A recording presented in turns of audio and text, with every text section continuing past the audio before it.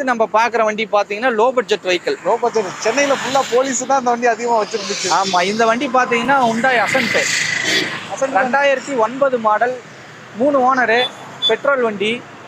2029 வரைக்கும் எஃப்சி லைவ்ல இருக்கு. ஓ, இன்சூரன்ஸ் லைவ்ல இருக்கு. இன்டீரியர் சூப்பராக இருக்கும். ஏசி ஒர்க்கிங்கில் இருக்கும். இன்டீரியர் சூப்பராக இருக்கும். 4 டயரும் பார்த்தீங்கன்னா உங்களுக்கு ஒரு 50% இருக்கும்.